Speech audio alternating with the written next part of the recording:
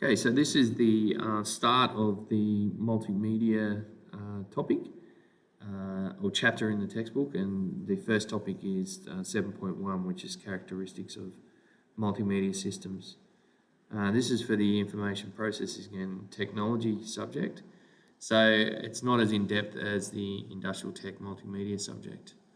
What you need to understand is that this is an elective subject that is studied for the HSC, and so I'm going to go through a few pieces of information regarding that subject and the questions that are asked.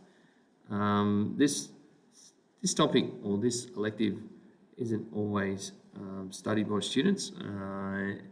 It's more like, let's say, 15% of the cohort who sit the HSC study this or sit these questions or do these questions in the exam. The reason that I do it is because I think it's a fascinating subject. I really enjoy it, and also most of the time the majority of my students are also doing multimedia as in industrial tech, so it sort of overlaps, and you'll understand that a lot of subjects do overlap. So we sort of go over the knowledge that they've already been taught. Okay, so let's get into it. I've got a Prezi here, of course, with the knowledge and the content that we need to learn for each of them. So this is 7.1, the characteristics of multimedia systems. Firstly, what we have to do is we've probably got to define what a multimedia system is, and most students do know what the definition is. It's for something to be multimedia, it requires two or more elements to be classified as multimedia. Now, the multimedia elements, of course, are text, images, animation, audio, and video. I guess my personal opinion is that for something to be multimedia, I don't think it needs just two. And I give the example of if you had an image with some text, they're two elements and the element that or the thing that you're looking at can be regarded as multimedia. But to me, something has to be moving, or you have to be able to hear it, or you have to be able to interact with it for it to be defined as multimedia. That's just my personal opinion. If you're asked to define what a multimedia system is, then you would say it must have two or more elements from the following, text, images, animation, video, and audio.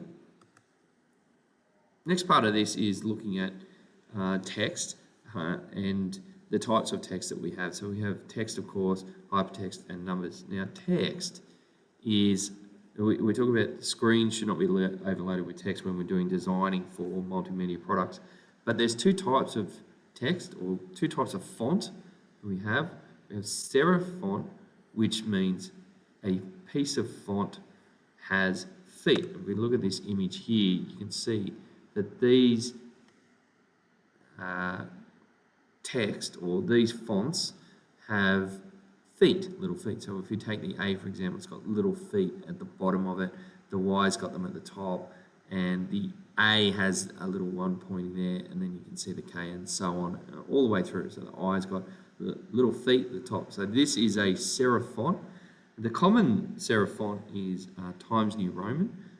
What I mean by common is that if you open up Microsoft Word, it used to be, the common font used to be Times New Roman. It's not anymore. It's Calibri font, and it actually isn't a serif font. It's actually a sans serif font. We have serif font where we have feet because in designing a piece of text, what we would do is use serif font for things like paragraphs. So if you open your textbook, you can see that the body text or the paragraphs has serif font. And the reason we have that is because these little feet, if you look at this line here, these little feet point towards the next letter in the word, or they point towards the next word. And what's that is doing is helping you to read the body of text. Now, obviously, the next one will be if it doesn't have feet, so if it's serif, or if it's not serif, it's actually what's known as sans serif. So there's sans serif font, which means it doesn't have feet. And even this Prezi here, these letters don't have feet. So I've got a little picture here that shows you the difference between serif and sans serif font. You can see that the serif font has little feet on the S, but the sans serif font has no feet.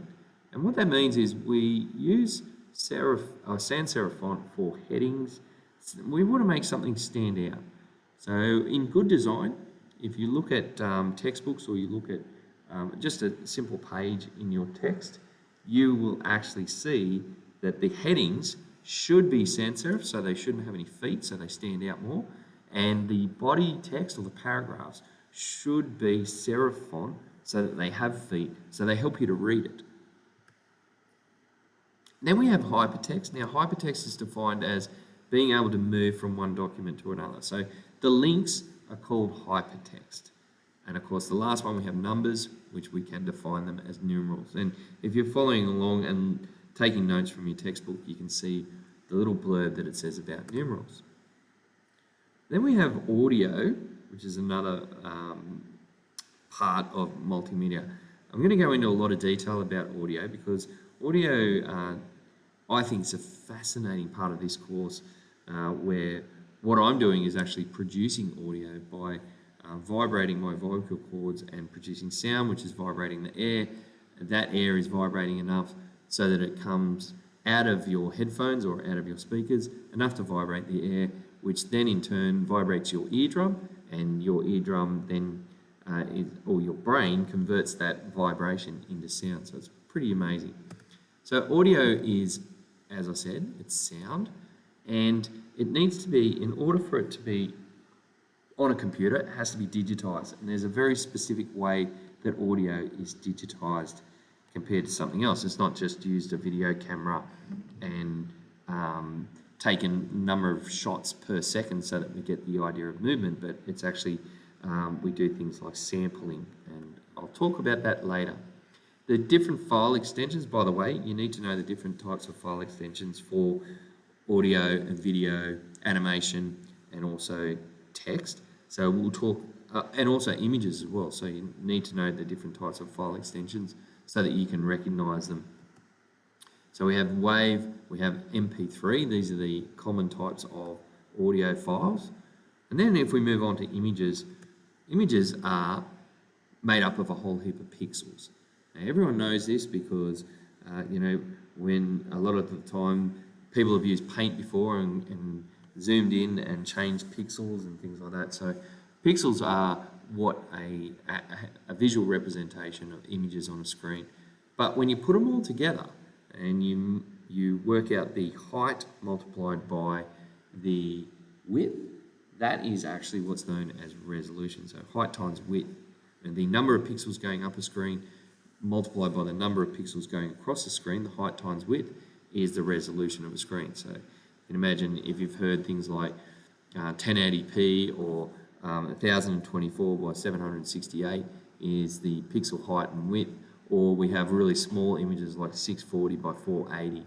And you can do Google searches of images and you can actually see the pixel size. So if I went to Google and I wrote Sydney Harbour Bridge, alright, for example, Sydney Harbour Bridge, and I chose images, you can see here that if I went to, say, tools, and I chose the size and I chose large, it would actually, some of these, although it's calling me a liar at the moment, is if I click on that, I should be able to see the pixel sizes of these ones. There you go, 1200 by 690. So that means that it is 690 pixels high by 1200 across. So fairly decent size image there.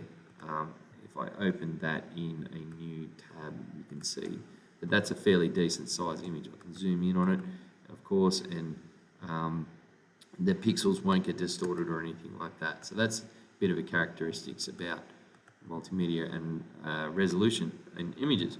This video here talks about that, the bitmap and vector graphics, so you can go ahead and watch that video. I'm going to move on. Then we have animation, of course, and animation is simply just drawing something, and then on a frame, and then on the next frame we do something to that, so we move it or something like that. And we have two types of animation. We have cell-based animation. Now, the reason it's called cell-based animation, well, first of all, I'll explain what cell-based animation is. Cell-based is basically taking a sheet of paper and drawing something on it, and then putting another sheet of paper over the top of it and making changes to that animation. Students, if they get like a large book which has hundreds of pages in it, could probably start at the back and draw a stick figure, and then put down one sheet of the book and draw that stick figure doing something differently. And then, of course, if you do hundreds of those, then of course you can have a stick figure animation by flicking the book, or, like a flip book or whatever. This next video actually shows the history of the world pretty much in a flick book. So someone has had a lot of time on their hands and produced a huge flick book, added some sound to it, and you get an idea of the history. So you can watch it. Now, it's called cell-based animation because originally cartoon animators who work for Disney or something like that used to draw on cells, and like Looney Tunes video cartoons were drawn on cells, and so that they were transparent and you could actually see through them, and you can actually see what you were drawing so that you didn't make any mistakes. Nowadays we have, of course, Adobe Animate, which allows you to do the very pretty much the same thing, but it can also do a different type of animation. You can watch the video, the history of basically everything, which shows you the flick book. So if I just press play, you'll start to see, fast forward it, there, see, you can see the pages and flicking through the book. And that is what cell-based animation is. So if I quickly play it and then pause it, you can see the movement of that is a flick book. And sometimes you can actually see the edge of where they've drawn in that. It goes for 3 minutes, pretty cool. Go ahead and watch that. The next one is path-based animation. Path-based animation is, of course, let's pause that, is where something follows a path in an animation. You can see my mouse. Let's say my mouse is a ball. And what you can do is in Adobe Animate, it actually has preset motions that you can use to actually animate a ball. And what you would do is the ball would follow a path. Let's say it goes down like that, and then it comes back up like that. Now, the ball would have some physics assigned to it. So first of all, the physics of gravity. Now it would, and gravity and acceleration. So it would start slow, and as it came down here, it would speed up, and then you could actually, when it hit the ground, you could squash that ball, and then it'd start to move, accelerate up, and then as it reached a height, it would slow down again, and then it'd speed up, and so forth. That's what path-based animation is, and there is a video here about the example of path-based animation that you can go ahead and have a look at. Then we have video, which is another form of multimedia, and since I've started teaching, video has changed dramatically. You wouldn't have thought that I would be able to produce these videos and put them onto YouTube for you to stream down. That would be virtually impossible without the internet, of course. I probably could get a video camera and record myself talking in front of a screen, and then I'd have to pass that video around to on a videotape, which would be useless. It would be a waste of time. Nowadays, with the speed of the internet and the availability of the products that we have, for example, YouTube, it makes it relatively simple to provide learning or content so that you can watch this video, take notes. You can even go back and watch it again if you need to study for something. So there are different types of files that you can have in video formats. Now you need to recognize the video formats. So MPEG is usually PC or Windows based. MOV was produced by a company called QuickTime. Apple actually bought QuickTime, and now it's an Apple file, and it's pretty rare that we see all these types of files unless you're actually producing videos yourself and then uploading them to YouTube. So this video is being recorded at the moment, and then eventually it will go into, I make them in this. So I make my screen recordings using PowerPoint, and then when I hit stop, so you can see if I hit stop, then that will come up on this screen, and then I can right click and actually choose what sort of file I want to make it. I make a whole series of them, and you can see all of these, and you can see that this is an MP4 file, these videos, and then they get uploaded to YouTube. Now the format, I'm not sure what they are in YouTube, but it doesn't really matter because we're simply just streaming them down so that we can watch them. So MOV is one.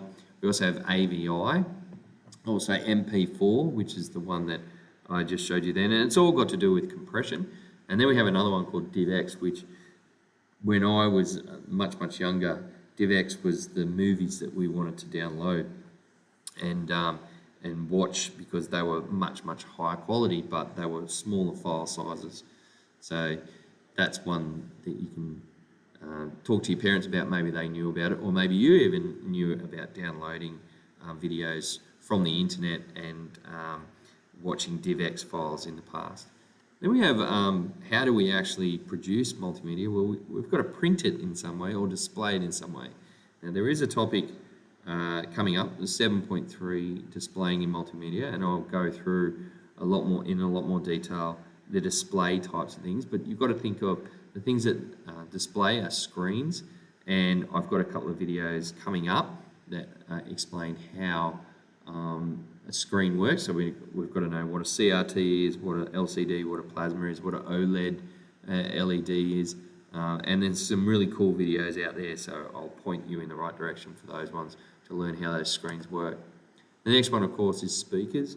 So speakers is just our sound being displayed, and of course this is a video here that explains how a speaker works. There's a guy who actually has made his own homemade speaker, and it's worth having a look at.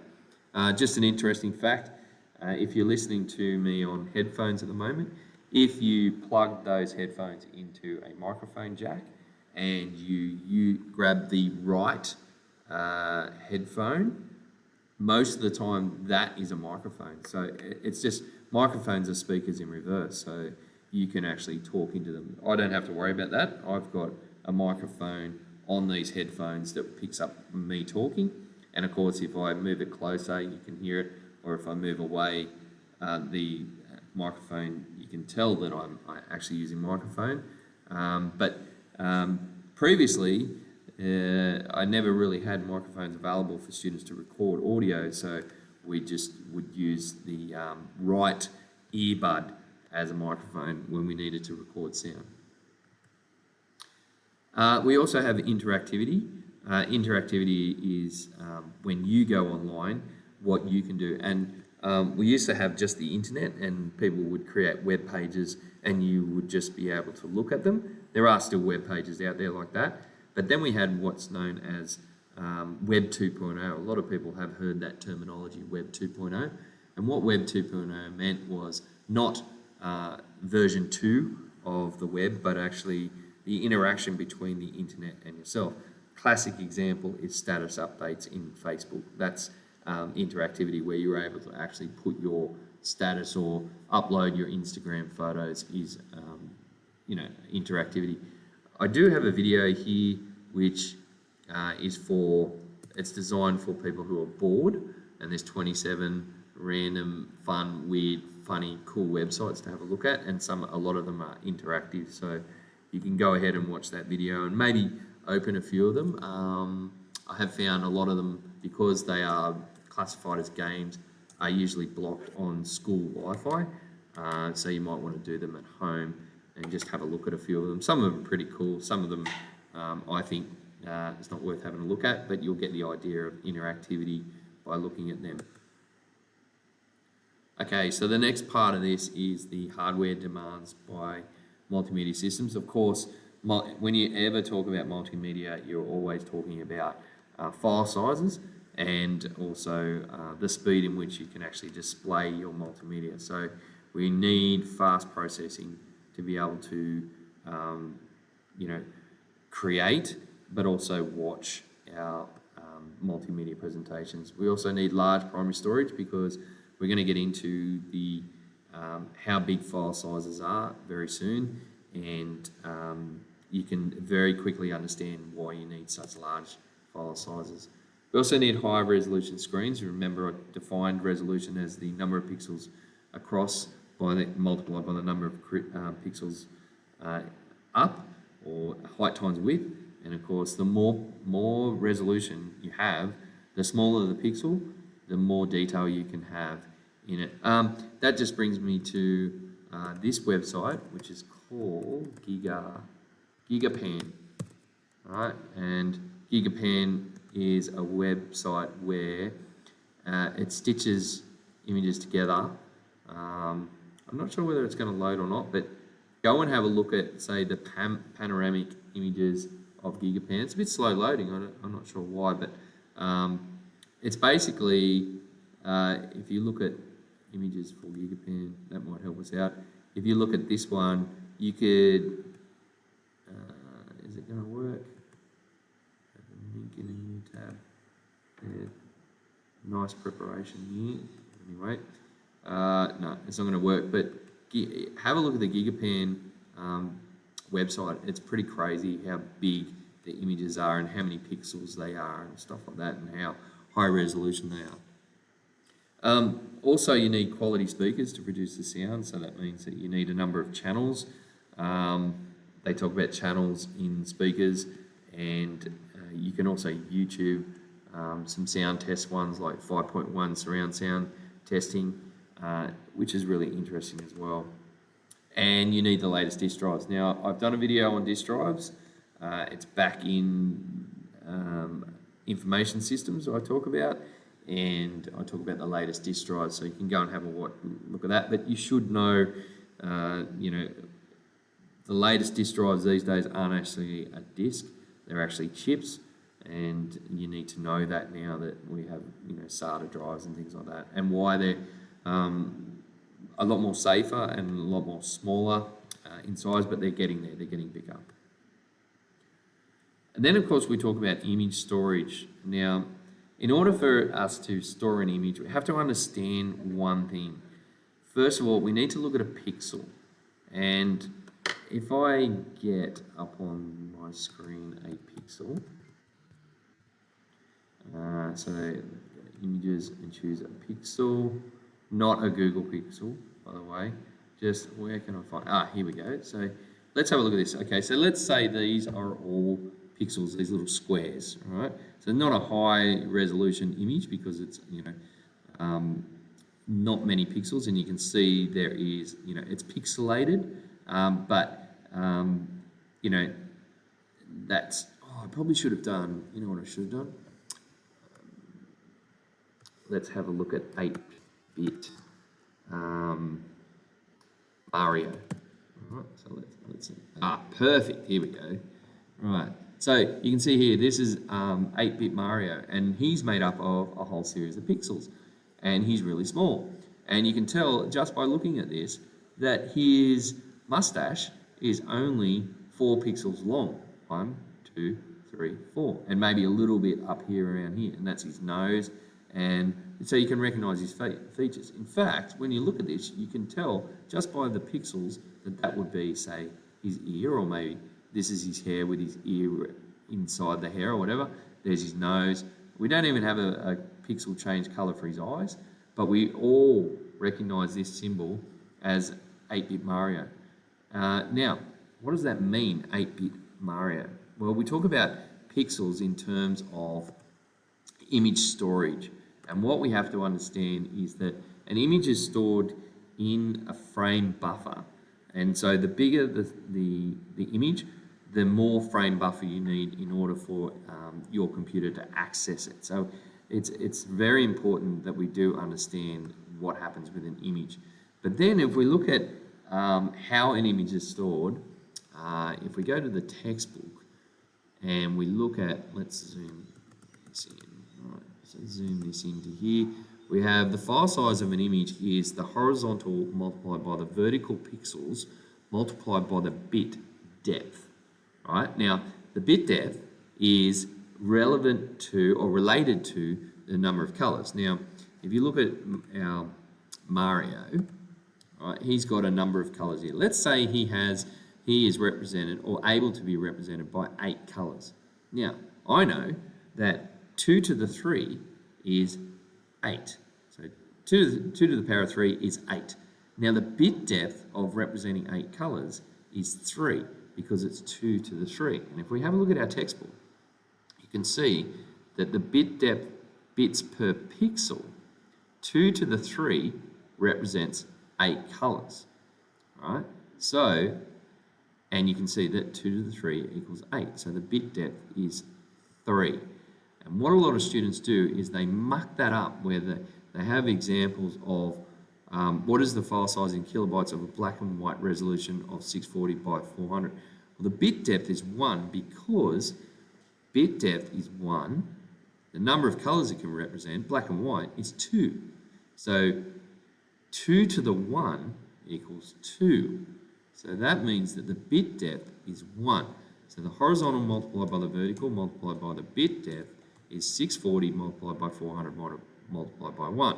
If we were doing Mario, he would probably be 8. So that case would be, we could count the number of pixels across here and the number of pixels down, and we could actually, well, it says here in this image 800 by 800, but don't believe your eyes.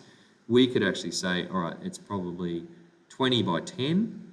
All right, so if we go back to the textbook, we can say 20 by 10, and if he is able to have 8 colors, then the bit depth would be 3. So this would be 20 by 10 by 3 over 8 by 1024 bits, which converts it into kilobytes. So this one here, for the black and white image that's that size, is 31.25 kilobytes.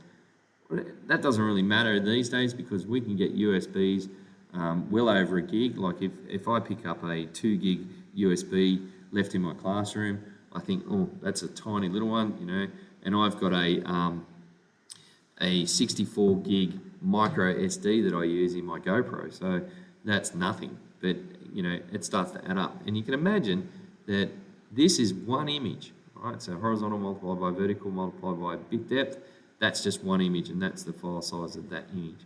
So that's how you calculate that. Now, in the HSC, you're not allowed to take calculators into the exam. So what they get you to do is they get you to recite this formula.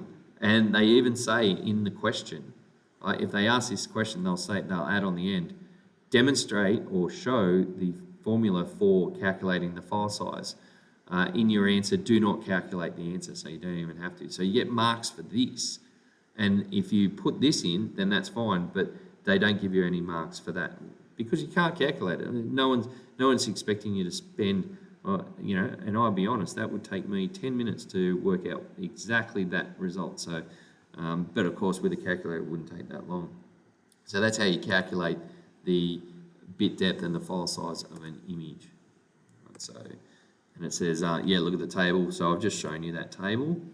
And then, of course, you then would say, well, what about color graphics? Well, then the more bit depth you have, the more color you get to represent. So if we go down here, you can see that a bit depth of 32 is 4.29 billion colors that can be represented. And you'll say, well, there's no such thing as 4.29 billion colors. Well, it's actually the gradients of those colors that it can actually represent. So the more colors you can represent, obviously the bigger file size you have, but the better the image quality will be based on colors. But then, of course, you have to consider higher resolution and higher bit depth will allow an image to be really amazing quality and amazing file size as well. And then, of course, we have audio storage. Now, audio is a little bit different because you've got to understand that sound travels through the air in waves. That's the first thing you have to understand, right? So this video here, if I just do this, you can see this video uses sand to represent sound waves, and you can see it looks like crop circles, but that's the sound traveling through air, and it just aligns all that sound into the frequencies that it's actually playing on that until the guy breaks his speaker. And you've got to understand that first before we move on to how to actually do audio. So audio then is sound that has been digitized, right? So what's happening here is I'm speaking and this is actually digitizing the sound. The next part of it is that we go from analog, which is me making sound, to digital conversion, and then we can go back the other way. So that's what speakers and microphones do is convert analog to digital, and then digital to analog conversion in that way. How do we do it? Well, we do a thing called sampling. Now, sampling means that in a frozen moment of time, a computer will stop and listen to what the sound is doing and take a sample, and then it plots it on a graph. Now, there is a video about that, looking at the sample rate and how it's calculated here. Right, so this is a sample rate video. So I will put the link in the description, and you can go ahead and watch that, and it explains it, and it gives you some explanations of what 22.1 hertz sounds like, what 8 kilohertz it is, 8 kilohertz, and also 44.1 kilohertz, and why we use it, because it's double the amount we can hear, and based on the Nyquist theorem. So a bit of a tongue twister that. And then we have video processing. We need to know also the formula for audio conversion. Audio storage.